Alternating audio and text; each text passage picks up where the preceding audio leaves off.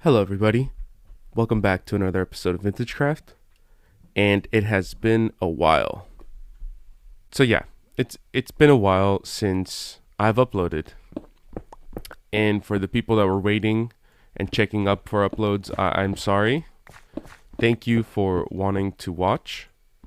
And I really appreciate the people that have left comments and have been wanting more. It really means a lot to me.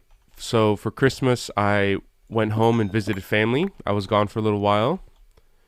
And now I am planning to return back to school, right? So I don't know how much more time I will have to develop the world and to make this series. And I have also been feeling a little burnt out, so I had to just take a break from the game. Look at this beautiful cave. And we have a mine shaft. Great. Will I explore it? Probably not. So yeah, I was feeling very burnt out, and I felt like I was trying to do big things, and it just wasn't working for me. And it was very upsetting and discouraging, so I decided to just stop playing outright.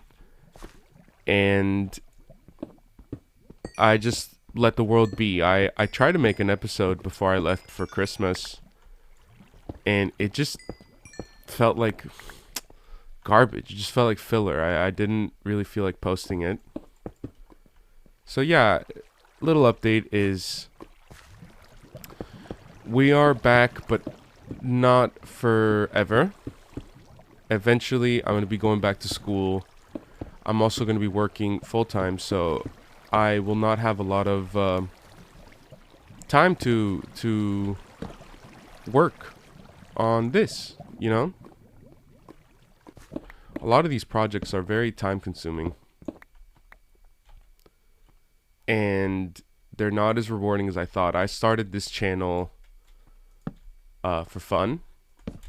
And then once it picked up traction, I felt like I had some precedent to uphold. And when I felt like traction wasn't being met to my standards, it wasn't worth it. And to get stuck in that mental loop was just made the game not fun. I just did not enjoy opening Minecraft and running it. So I think in order to have a better relationship with this, I love the world I've built here. And, you know, I've been playing a bunch off camera. And I'm going to show you guys that later. I think the plan from now on is I'm just going to make an episode when I feel like I have something to show you guys within the context of 1.6 Minecraft.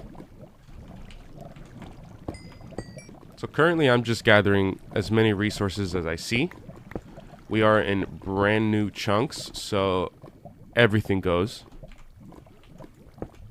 And as soon as I head back, I will show you guys I built a barn.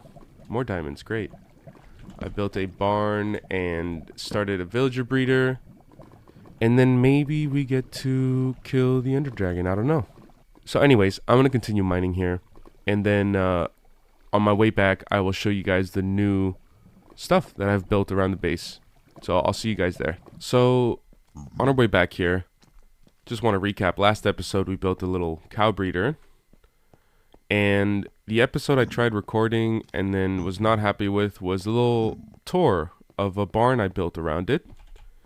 And not only did I just build a barn, I also built other breeders. And as you're about to see when we get there, mob collision is a little clapped in 1.6. So there are kind of like cows and pigs and stuff everywhere, and they don't really stay in their pens either. That's okay. I built it mostly to just have a huge number of mobs for whenever I need it. And as long as there's two, I can always make more. I also started building a villager breeder. This time it's enclosed with an iron door, so nobody can get in. I don't know if any of you were there when my original villager breeder got breached. And the only way I found out was I walked past it and I just saw a ton of zombie flesh on the floor. And I was like, oh, Looks like somebody got in. One thing I learned though with the villager breeders is that villagers need sunlight on the doors to breed.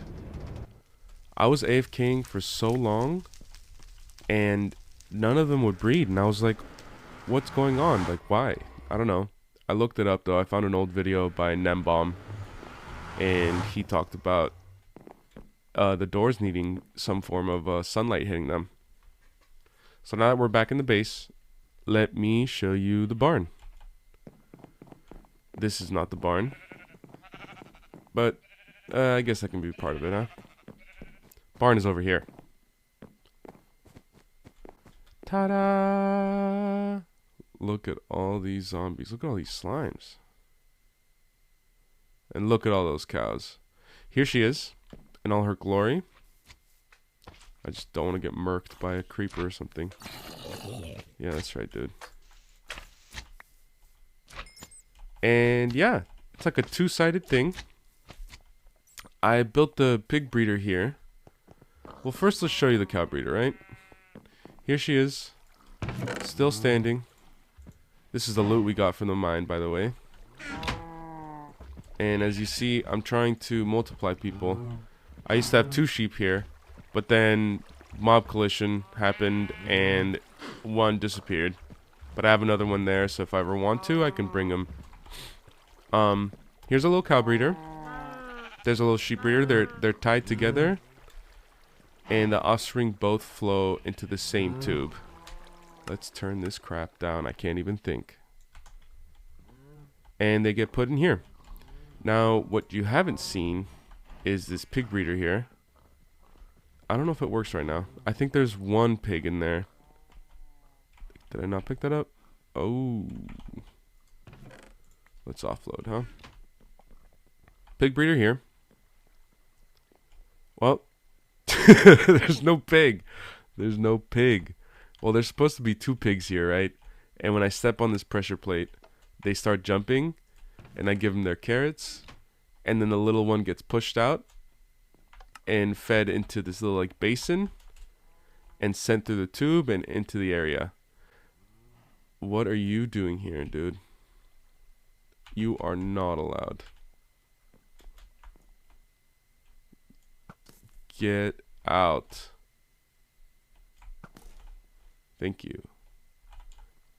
So pig breeder here. I have obviously been busy with breeding them, so I don't have to worry about them escaping like that. And after building the breeders, I just shaped up the general area of the barn and the flow of it. One thing I really like about it is I never made it an even floor. So these slabs are all on dirt. I mean, I did some forming along the way, but I want it to be a continuous loop. You can just walk around, and then if you want to go breed, you just go up on the breeding platforms.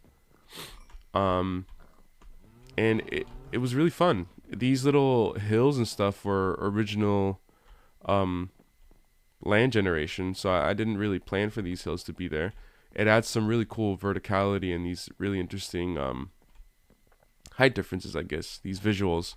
This is the chest area to put all the drops. I have not been busy. Actually, I have been busy, but I immediately turned it to books to enchant. What else to show? There's this really cool cave down here that I haven't fully developed, but I like the thought of, you know, ooh, we even got a cave sound. Did you hear that? Yeah, I like the thought of, I don't know, unexplored cave being around the original base and you're able to see it but not be harmed. Unfortunately, this does not lead to anywhere, so I haven't really developed the idea here, but it's a start of something. The barn also has another exit. This exit is a little underwhelming. Look at these escapees. You're mine. Get over here. See, it doesn't look too flattering from here. In fact, it looks a little weird. But it's okay. I don't really plan on coming from this side of the base anyways. I plan there to be a wall or something. But this is the other side. As you see, one thing I had fun building was the containment area. I did these continuous, but I made sure it was stopped by where they are. I originally had this open, but rain was getting in and it was too loud and annoying, and I also thought about lightning. And that was, I don't know, I didn't want lightning to strike and just kill everything. So I covered it in glass, but, you know, the animals at least get some sunlight, right? From the little sunroof, I guess. And up here is just like the manager's watchtower. You're a manager at Tyson's chicken farm. And you're just looking at all your chickens. Ironically, there's no chicken breeder here, but who likes chicken anyways? And that's the barn. I've also been busy starting to lay some form of in my creative world. I built like an apartment building here that was yellow for villager breeder, but I couldn't get villagers to breed, and then I decided to just full send it on the real world. And here is our villager breeder. Wait a minute. Oh, I was wondering. I've trapped some with decent trades. Like Aqua Affinity is pretty cool. I haven't found a way to like get them to reset their trades, because I don't know. I haven't found a way to really amass a good amount of emeralds. But these are the villagers, and they spawned a golem. So I think with the trapped ones, if I run them dry and they don't reset, I was thinking of just building a quarry down here eventually and making an iron farm out of it. That should be fun. These guys, I've AFK'd here for over 4 or 5 hours, and they managed to just live. So I lit it up. Sometimes I think they fall off the walkway and maybe they die like that, but there are so many doors here and they're so accessible that they are just creating and multiplying. So look, this guy has been dry forever, and I don't know how to reset that. But maybe if you guys know how to do that, it'd be awesome if you could tell me. If not, the easy kill method here without getting aggro from the iron golem is whoa, I've never seen this. Alright, anyways, I got a little distracted there. Yeah, if you know of any way to unblock this trade, please let me know. Here's the little villager breeder though. Fairly simple. The villagers took to it very quickly. I thought these stairs would become a problem, but no, they just run up, spam the doors a million times, and then they run out and whatever. And when I kill them through this method, hold on, let's put some stuff in here. There we go. Look, let's see. Let me find someone I don't like. You know, that's an interesting way to get a lot of emeralds, but I don't think I want that. So let's just make you disappear. See you later, dude. And you see? No problems. No aggro, no nothing. So, pro tip. Alright, everybody. That's going to bring us to the end of the episode.